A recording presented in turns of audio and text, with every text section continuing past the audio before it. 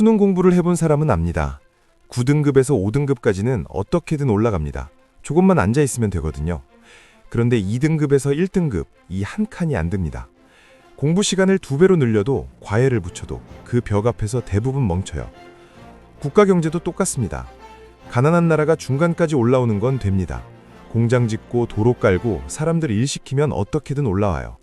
그런데 그 중간에서 꼭대기로 가는 길, 이게 안 됩니다. 경제학에서는 이걸 중진국 함정이라고 부릅니다. 세계에는 약 200개의 나라가 있습니다. 이 중 108개국, 전 세계 인구의 75%에 해당하는 약 60억 명이 이 함정 안에 갇혀 있어요. 1인당 소득 1136달러에서 13,845달러 사이, 너무 가난하지도 충분히 부유하지도 않은 어중간한 위치입니다. 이 나라들이 전 세계 탄소 배출량의 3분의 2를 차지하고 극빈층의 60% 이상이 여기 살고 있습니다. 세계은행은 2006년 아시아 경제발전 보고서에서 이 현상에 처음 이름을 붙였고 IMF와 국제기구들이 공식적으로 사용하기 시작했습니다. 그리고 2024년 세계은행이 세계개발 보고서의 핵심 주제로 이걸 다시 꺼냈어요. 20년이 지났는데도 해결이 안 됐다는 뜻이죠. 그럼 빠져나온 나라는 있느냐? 1960년 이후 34개국이 중진국에서 고소득국으로 올라섰습니다. 근데 이 숫자를 믿으면 안 됩니다. 이 안에는 석유가 땅에서 솟아나는 걸프 산유국들이 있고 인구 수십만의 도시국가들이 있어요. 자원도 없고 인구도 많고 전쟁 폐허에서 시작해서 여기까지 올라온 나라 딱 하나입니다. 대한민국. 세계은행은 이 함정을 탈출하는 전략을 3단계로 정리했습니다. 3I라고 부릅니다. 첫 번째 I는 인베스트먼트, 투자. 도로 깔고 항만 만들고 공장 세우는 겁니다. 저소득국이 중진국 초입까지 오는 단계예요. 두 번째 I는 인퓨전, 기술 도입. 선진국 기술을 들여와서 따라 만드는 겁니다. 여기까지는 의지만 있으면 어떻게든 돼요. 문제는 세 번째 I입니다. 이노베이션, 독자 혁신. 남의 기술을 베끼는 게 아니라 세계가 사고 싶어하는 걸 스스로 만들어내는 단계. 108개국이 여기서 막혀 있습니다. 한국은 이 3단계를 전부 밟았어요. 그 이야기를 하겠습니다. 이건 정책 몇 개가 잘 맞아떨어진 이야기가 아닙니다. 대통령 한 명이 잘해서 된 이야기도 아니에요. 한 세대 전체가 자기 인생을 걸었기 때문에 가능했던 이야기입니다. 1953년 한국전쟁이 끝났습니다. 3년간의 전쟁으로 공장의 43%가 파괴됐고 주택 62만 채가 사라졌어요. 1인당 국민소득 67달러, 하루로 환산하면 18센트입니다. 이게 어느 정도냐면 당시 필리핀의 3분의 1, 멕시코의 5분의 1도 안 돼요. 세계 최빈국이었습니다. 거리에는 전쟁 고아들이 넘쳐났고 봄이 오면 보릿고개라는 말이 있었습니다. 지난해 가을에 거둔 곡식은 바닥났는데 올해 보리는 아직 익지 않은 시기. 산에 올라 풀뿌리를 캐고 나무 껍질을 벗겨 죽을 끓여 먹었어요. 굶어 죽는 나라였습니다. 미국의 경제고문은 이렇게 말했습니다. 이 나라에서 경제 성장을 기대하는 건 쓰레기통에서 장미가 피길 기대하는 것과 같다는 것. 그런데 이 폐허 위에 미국 달러가 쏟아지기 시작합니다. 1950년대 미국 원조는 한국 GNP의 평균 8.2%, 정부 세입의 38%를 차지했어요. 여기서 중요한 건 하나입니다. 미국이 한국을 도와준 게 아니라는 거예요. 한반도 바로 위에 소련이 있었고 북한이 있었습니다. 냉전의 최전선이었거든요. 한국이 무너지면 공산주의가 태평양까지 내려옵니다. 미국은 그걸 막기 위해 돈을 쏟은 겁니다. 동정이 아니라 투자, 자선이 아니라 전략이었어요. 1965년 한일 국교 정상화도 마찬가지입니다. 13년간 끌어오던 협상을 미국이 밀어붙여서 타결시켰고 이때 들어온 청구권 자금이 포스코의 종잣돈이 됩니다. 이건 나중에 다시 나와요. 근데 돈이 들어온다고 나라가 크는 게 아닙니다. 아프리카에도 중동에도 원조는 쏟아졌거든요. 그 돈이 독재자의 주머니로 들어가지 않고 나라의 뼈대로 바뀌려면 뭔가 다른 게 있어야 합니다. 한국에는 있었어요. 1950년 농지개혁법이 시행됩니다. 삼정보 약 9,000평 이상의 대지주 토지를 국가가 유상 매수해서 약 165만 소작농 가구에 유상 분배했습니다. 몰수가 아니에요. 지주에게는 지가증권을 주고 농민에게는 5년간 분할 상환하게 했습니다. 1965년이 되면 전체 농지의 85%가 자작농 소유예요. 이게 왜 중요하냐? 나중에 필리핀 이야기할 때 뼈저리게 느끼겠지만 토지를 소수가 독점하면 그 나라는 절대 못 큽니다. 대지주가 정치를 잡고 교육을 막고 노동력을 묶어둬요. 한국은 이 고리를 전쟁통에 끊어버렸습니다. 그리고 땅을 가진 농민들은 한 가지를 합니다. 자식을 학교에 보냈어요. 여기서 유교 문화가 폭발합니다. 한국 사회에서 교육은 종교에 가까워요. 조선시대 과거 시험부터 이어진 학문 숭배, 양반이 되려면 공부해야 한다는 수백 년의 문화 DNA가 있습니다. 가난한 농민도 자기는 굶어도 자식 학비만큼은 냈어요. 숫자를 보겠습니다. 1945년 해방 당시 문맹률 78%, 10명 중 8명이 글을 못 읽었습니다. 1958년 불과 13년 만에 4.1%로 떨어져요. 1960년 초등학교 취학률 96%, 대학 진학률은 1980년 27%에서 2008년 약 84%까지 올라갑니다. 세계 최고 수준이에요. 이건 정부가 시킨 게 아닙니다. 부모들이 한 겁니다. 내 인생은 이미 늦었지만 내 자식만큼은 다르게 살게 하겠다. 그 마음이 수천만 개 모이니까 나라가 바뀐 겁니다. 글 읽을 줄 알고 숫자 셀 줄 알고 매뉴얼 이해할 줄 아는 노동자가 수백만 명 쏟아져 나왔어요. 이게 한국의 첫 번째 무기였습니다. 두 번째 무기가 만들어지기 전에 이 나라는 먼저 피를 팔아야 했습니다. 1963년 한국 정부는 서독에 광부와 간호사를 보내기 시작해요. 1977년까지 광부 약 7,900명, 간호사 약 17,000명이 독일로 떠났습니다. 지하 수백 미터 탄광에서 석탄 먼지를 마시며 곡괭이를 휘둘렀고 말도 통하지 않는 병원에서 밤새 환자를 돌봤어요. 집에 보내는 돈 봉투 안에 편지를 넣었습니다. 이 사람들이 나라에 보낸 돈 연간 약 5천만 달러. 한 사람 한 사람으로 보면 한 달에 수십 달러예요. 그 돈이 모여서 고속도로가 됐습니다. 그리고 1964년 베트남에 군대를 보냅니다. 1973년까지 누적 파병 약 32만 명, 전사자 5,099명, 20몇 살짜리 청년들이 남의 나라 전쟁터에서 죽었어요. 그 대가로 한국이 받은 외화는 수십억 달러에 달했고 이 돈은 고스란히 고속도로와 공장 건설에 투입됐습니다. 광부의 땀과 군인의 피로 벌어들인 돈이에요. 이 돈이 어디로 갔는지는 곧 나옵니다. 같은 시기 한국 안에서는 다른 일이 벌어지고 있었어요. 1962년 경제기획원이 제1차 경제개발 5개년 계획을 발표합니다. 여기서 한국과 다른 개도국이 결정적으로 갈라져요. 경제개발 계획을 세운 나라는 많았습니다. 아르헨티나도, 필리핀도, 인도도 다 세웠거든요. 근데 한국의 경제기획원은 달랐습니다. 기획과 예산을 동시에 쥐고 있었어요. 계획을 세우는 부서가 돈줄까지 쥐고 있으니까 결정하면 바로 실행이 됩니다. 다른 나라에선 어떻습니까? 기획부서가 계획을 만들면 재무부서에서 돈 없다고 막아요. 의회에서 반대하고 이해집단이 로비하고 결국 계획은 서류 속에서 썩습니다. 한국은 그 과정을 건너뛰었어요. 이 시스템이 7차 계획까지 이어지면서 한국 산업화의 설계도가 됩니다. 물론 이건 민주주의 없이 가능한 구조였고 그 대가는 나중에 한국 사회가 치르게 돼요. 그리고 여기에 빨리빨리가 얹어집니다. 이건 단순한 성격이 아니에요. 전쟁을 겪고 굶주림을 겪고 내일이 보장되지 않는 나라에서 살아남으려면 빨라야 했습니다. 느리면 굶었고 더 느리면 죽었어요. 이 절박함이 국민성이 된 겁니다. 1968년 서울과 부산을 잇는 경부고속도로 건설이 시작됩니다. 예산 429억 원, 정부 전체 예산의 30%를 밀어넣었어요. 세계반행은 시기상조라며 차관을 거절합니다. 한국은 자체 예산으로 밀어붙였고 2년 5개월 만에 완공해요. 선진국이 보통 5년에서 7년 걸리는 규모입니다. 물류 시간이 15시간에서 5시간으로 줄었어요. 이 고속도로를 만든 건 대통령이 아닙니다.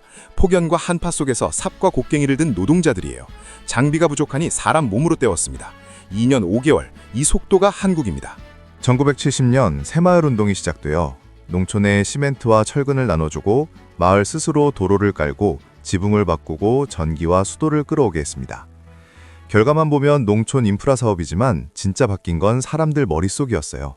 우리도 하면 된다. 이 한마디가 전국에 퍼졌습니다. 새벽부터 마을 사람들이 나와서 함께 도랑을 파고 길을 넓혔어요. 누가 시켜서가 아닙니다. 옆집이 하니까 우리도 하는 거예요. 이게 전국 3만 3천여 개 마을에서 동시에 벌어졌습니다. 유엔과 세계은행이 개발도상국 모델로 연구한 운동이에요. 1973년 박정희 대통령이 중화학공업 선언을 합니다. 자동차, 조선, 석유화학, 전자, 기계, 방위산업 6개 분야에 국가의 모든 걸 걸겠다는 선언이에요. 배경이 있습니다. 닉슨 독트린으로 주한미군 감축이 시작됐고 한국은 스스로 살아남을 산업 기반이 필요했어요. 3I 프레임워크에서 2단계, 인퓨전의 본격적인 시작입니다. 포스코가 이때 등장해요. 1965년 한일 국교 정상화 때 받은 청구권 자금 중 7,370만 달러가 투입됩니다. 세계은행, 미국, 영국, 프랑스, 서독 전부 차관을 거절했어요. 한국 같은 나라가 제철소를 짓겠다. 아무도 안 빌려줬습니다. 결국 대일 청구권 자금과 일본 기술로 밀어붙여서 1973년 6월 9일 첫 쇳물이 나와요. 용광로 앞에서 쇳물이 쏟아지는 걸 본 노동자들이 울었다고 합니다. 세계 5위 철강기업 포스코, 시작은 이랬습니다. 같은 시기 울산에서는 정주영이 조선소를 짓고 있었어요. 1971년 현대조선소. 문제는 돈이었습니다. 영국 바클레이즈 은행에 가서 4,300만 달러 차관을 요청했는데 배를 한 척도 만들어 본 적 없는 나라지 않습니까? 누가 빌려주겠어요? 정주영은 500원짜리 지폐를 꺼냈습니다. 거기에 거북선이 그려져 있었어요. 우리는 400년 전에 이미 철갑선을 만든 나라입니다. 차관이 승인됐습니다. 근데 기억해야 할 게 있어요. 차관을 따낸 건 정주영이지만 그 배를 실제로 만든 건 울산 앞바다에서 바닷바람 맞으며 용접봉을 잡은 노동자들입니다. 1974년 26만 톤급 대형 유조선 완성, 1985년 세계 조선 1위, 한국이 올라섭니다. 여기에 중동 오일머니가 더해져요. 1974년부터 1981년까지 한국 건설업체들이 중동에서 따낸 계약 총액 약 435억 달러. 이 숫자 뒤에는 사람이 있습니다. 50도가 넘는 사막에서 모래폭풍을 맞으며 도로를 깔았어요. 가족과 몇 년씩 떨어져 살았습니다. 명절에 집에 전화 한 통 하려고 몇 시간씩 줄을 섰어요. 산업재해로 다치거나 죽는 사람도 있었습니다. 이 사람들이 벌어서 보낸 돈이 한국 중화학공업의 연료가 됐어요. 독일 탄광에서 시작된 이야기가 중동 사막에서 이어진 겁니다. 같은 시기 한국의 총 저축률은 GDP 대비 약 40%에 달했습니다. 1992년 가계저축률 약 23%, 같은 해 미국의 2배가 넘어요. 정부 정책만으로 설명이 안 됩니다. 국민들이 번 돈을 안 썼어요. 냉장고 살 돈을 아꼈고 외식할 돈을 모았습니다. 그 돈이 은행으로, 은행에서 산업으로, 피와 땀으로 번 돈을 쓰지 않고 다시 나라의 미래에 걸었어요. 한두 사람이 한 게 아닙니다. 나라 전체가 한 겁니다. 근데 이 성장에는 대가가 있었습니다. 여기서부터는 밝은 이야기가 아니에요.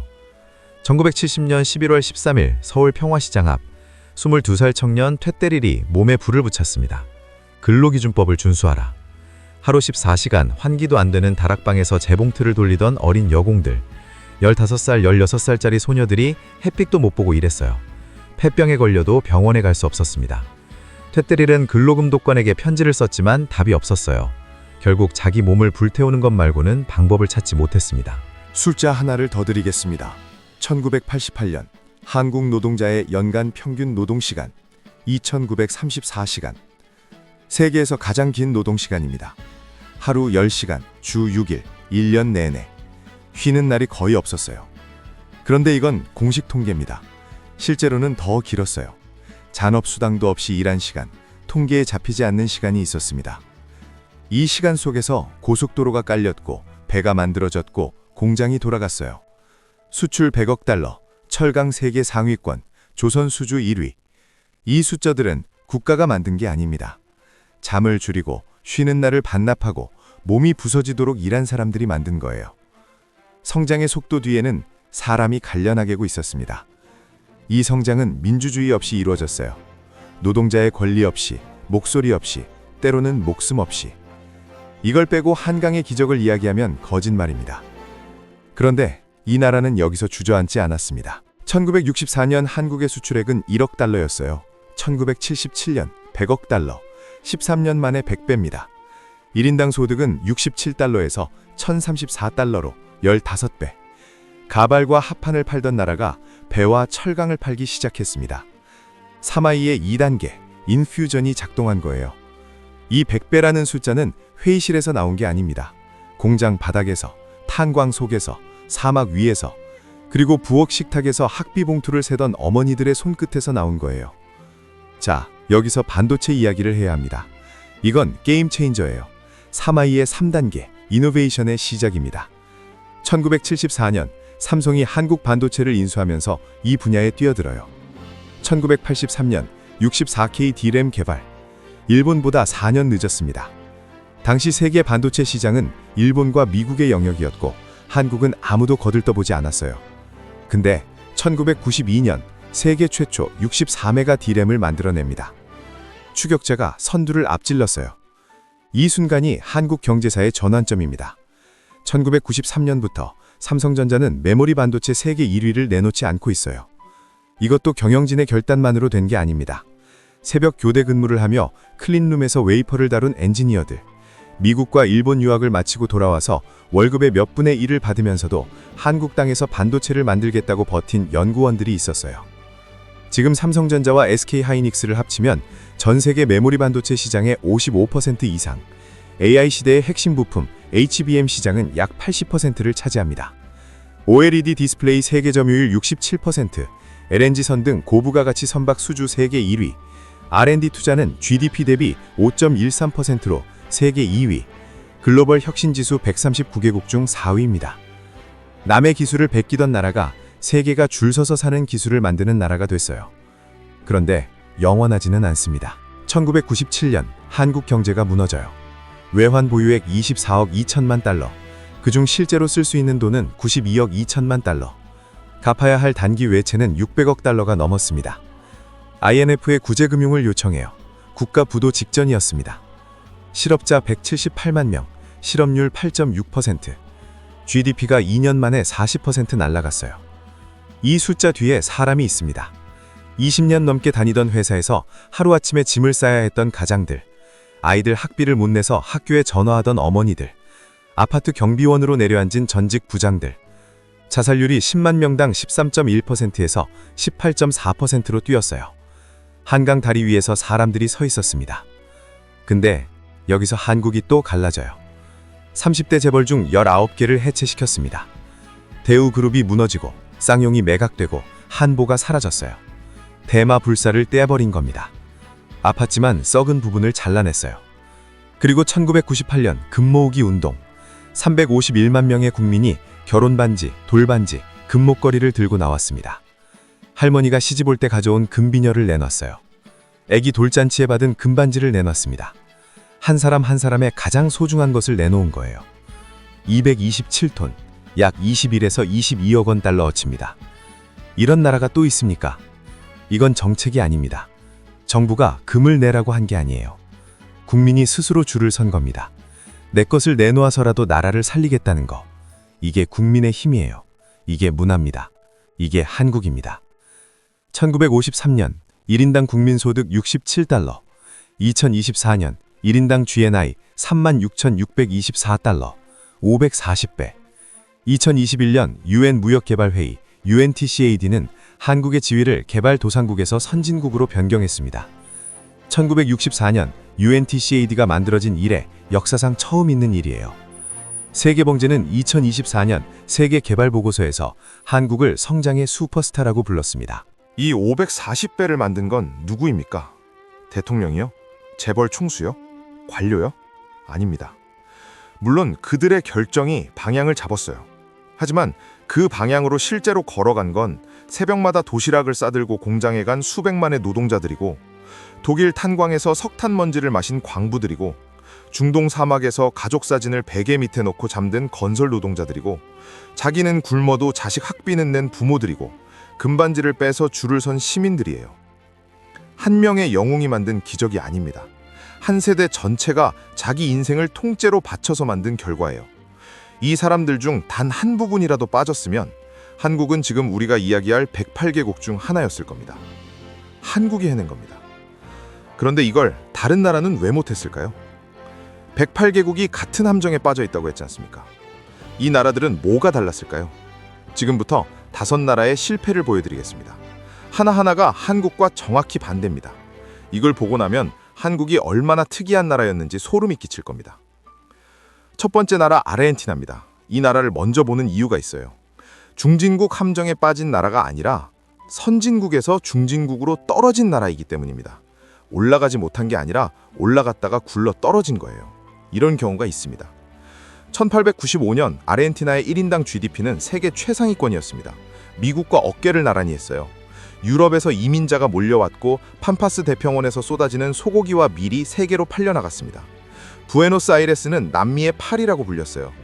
1913년에 아르헨티나의 지하철이 개통됐을 때 서울에는 전차도 제대로 없었습니다. 1인당 소득이 프랑스, 독일과 같은 수준이었어요. 이 나라가 지금 어디에 있느냐? 2024년 1인당 GDP 약 13,000달러, 세계은행 고소득국 기준선 바로 아래예요. 130년 전에 세계 정상이었던 나라가 지금은 중진국 함정 턱걸이입니다. 세계 경제사에서 이보다 극적인 추락은 없어요. 뭐가 이 나라를 이렇게 만들었을까요? 한마디로 포퓰리즘입니다. 1946년 후안 페론이 집권하면서 시작되어 노동자에게 임금을 올려주고 복지를 늘리고 국영기업을 만들었습니다.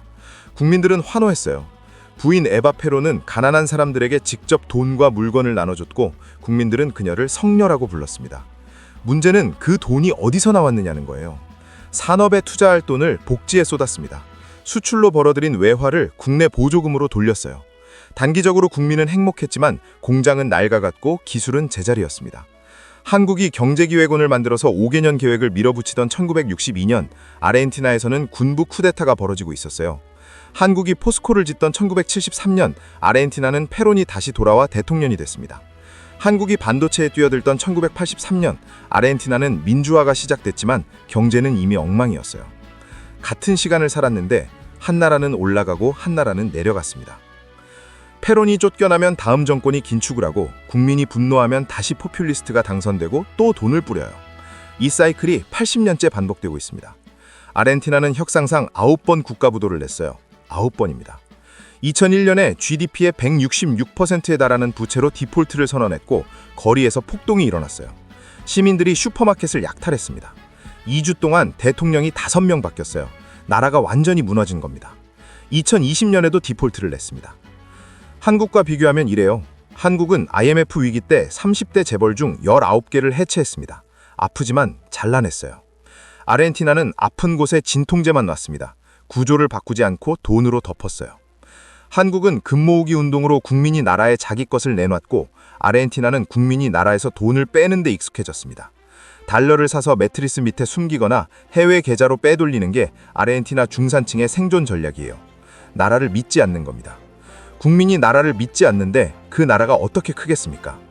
이게 중진국 함정의 가장 슬픈 형태예요. 올라가다 빠진 게 아니라 꼭대기에서 굴러 떨어진 거니까요. 아르헨티나가 꼭대기에서 떨어진 나라라면 다음 나라는 아예 출발선에서 발이 묶인 나라입니다. 두 번째, 필리핀이에요. 이 나라를 보면 토지개혁 한 번의 차이가 얼마나 큰지 소름이 끼칩니다. 1960년 필리핀의 1인당 국민소득은 254달러였습니다. 같은 해 한국은 79달러. 필리핀이 한국보다 3배 이상 잘 살았어요. 아시아에서 일본 다음으로 부유한 나라였습니다. 영어가 통하고 미국식 교육 시스템이 있었고 마닐라는 동남아의 뉴욕이라고 불렸어요. 1960년대 필리핀 대학 졸업자들이 한국의 기술 원조로 오던 시절이 있었습니다. 한국이 필리핀에게 배우던 시대였어요.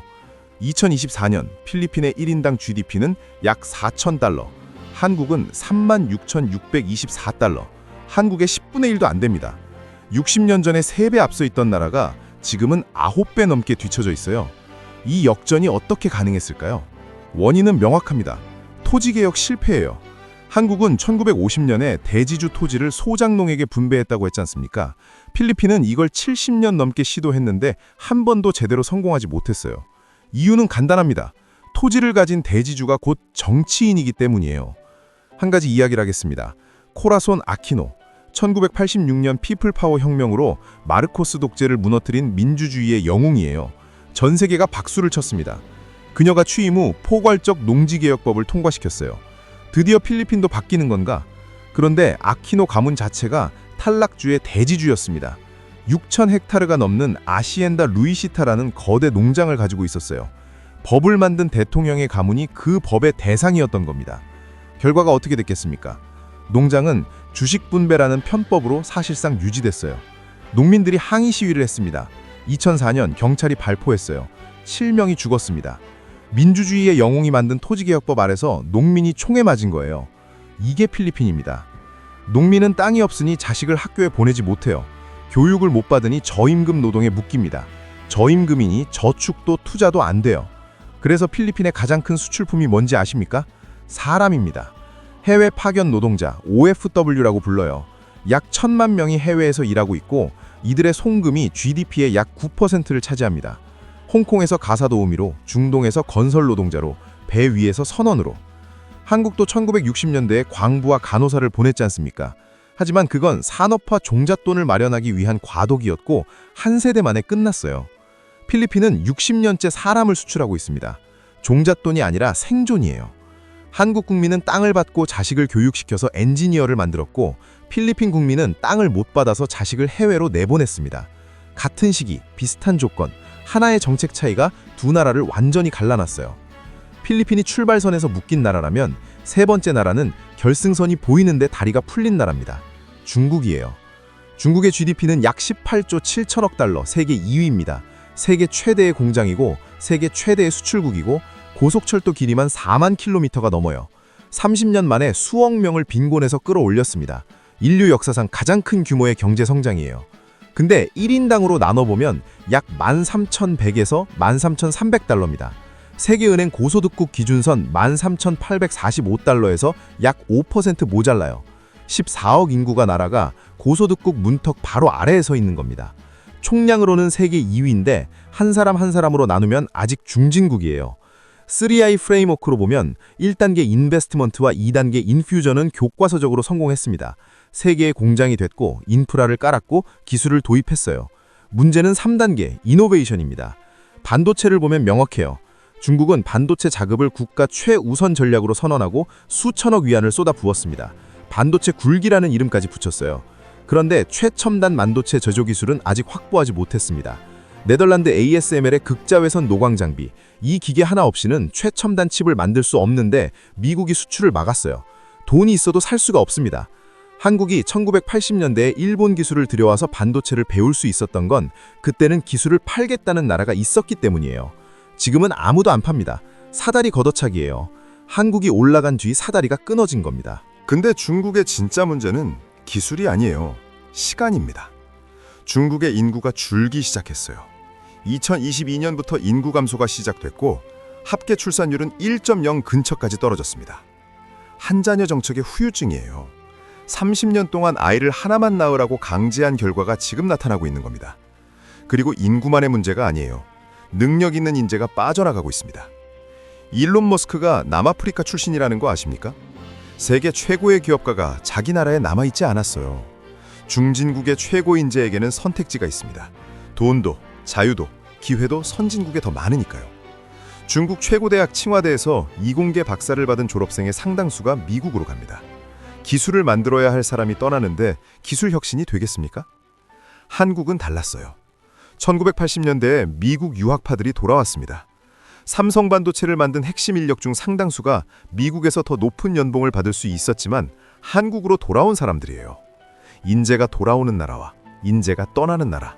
이 차이가 3단계 이노베이션의 성패를 가릅니다. 중국은 늙기 전에 부자가 되어야 해요. 그 시간이 얼마 남지 않았습니다. 중국이 시간과 싸우는 나라라면 네 번째 나라는 아직 시간이 있는 것처럼 보이는 나라입니다. 베트남이에요. 근데 보이는 것과 실제는 다릅니다. 2024년 경제성장률 7.09%, 1인당 소득 약 4,700달러. 삼성전자 베트남 공장에서 스마트폰이 쏟아져 나오고 전 세계 의류 공장이 중국에서 베트남으로 이동하고 있어요. 하노이와 호치민 거리에는 오토바이가 넘쳐나고 젊은 인구가 많고 활기가 넘칩니다. 제2의 한국이라는 말이 돌아다녀요. 근데 이 말은 위험합니다. 베트남의 성장 구조를 뜯어보면 외국 기업이 만들어주는 성장이에요. 삼성전자 베트남 법인의 수출액이 한때 베트남 전체 수출의 약 20%를 차지했습니다. 2024년 기준으로는 약 13%대로 줄었지만 여전히 하나의 외국 기업이 나라 수출의 7분의 1이에요. 나이키 운동화도 베트남에서 만들고 인텔 반도체 패키징도 베트남에서 해요. 근데 이 공장들의 주인은 베트남이 아닙니다. 핵심 기술은 본사에 있고 이익의 상당 부분은 본국으로 돌아가요. 삼성이 떠나면 어떻게 됩니까? 한국은 1960년대에 외국 기술을 들여왔지만 동시에 자기 기업을 키웠지 않습니까? 삼성이 반도체에 뛰어들고 현대가 자동차를 만들고 포스코가 세계 시장에 나갔어요. 남의 기술로 시작했지만 내 것으로 만드는 과정이 있었습니다. 베트남에는 아직 그 과정이 시작되지 않았어요. 그리고 여기서 시대 변화를 이야기해야 합니다. 이게 핵심이에요. 한국이 성장할 때는 사다리가 있었습니다. 가발 만들다가 봉제하고, 봉제하다가 철강하고, 철강하다가 반도체하고 한 칸씩 올라갈 수 있었어요. 옆에서 일본이 기술을 넘겨줬고 미국이 시장을 열어줬습니다. 지금은 그 사다리가 끊어졌어요. AI와 4차 산업혁명이 고부가가치 산업의 기준선 자체를 바꿔버렸습니다. 1980년대에 반도체 공장 하나 짓는데 수억 달러면 됐어요. 지금은 최첨단 팹 하나에 20억 달러가 듭니다. 케임브리지 대학 장하준 교수는 저서 사다리 거쳐차기에서 선진국이 올라간 뒤 사다리를 치워버렸다고 했는데 지금은 사다리 자체가 다른 모양이 돼버렸어요. 베트남이 한국처럼 반도체를 하려면 40년 전 한국이 투자한 것보다 수십 배 더 많은 돈과 기술이 필요합니다. 그리고 시간도 없어요. 베트남의 합계 출산율 1.91, 아직 높아 보이지만 빠르게 떨어지고 있습니다. 1960년대 한국의 출산율이 6.0이었고 그 인구가 산업화를 떠받쳤어요. 베트남은 그 3분의 1도 안 되는 출산율로 산업화를 시작해야 합니다.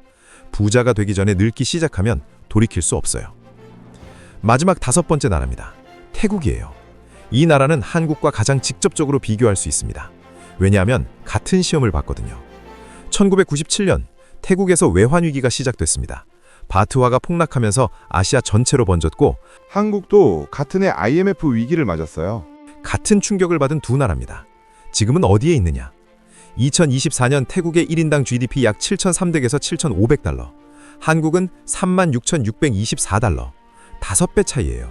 성장률은 2.5%, 합계 출산율은 약 1.0, 한국보다 훨씬 가난한데 출산율은 비슷하게 낮습니다. 늙어가는데 부자가 아닌 최악의 조합이에요. 1979년 이전 태국은 연평균 8%의 성장을 하고 있었습니다. 동아시아의 호랑이라고 불렸어요. 위기 이후 한 번도 그 성장률을 회복하지 못했습니다. 30년 가까이 저성장에 갇혀 있어요. 무엇이 달랐을까요? 한국은 위기 이후 수술대에 올라갔습니다. 30대 재벌 중 19개를 해체시켰어요. 대우그룹이 무너지고 쌍용이 매각되고 한보가 사라졌습니다.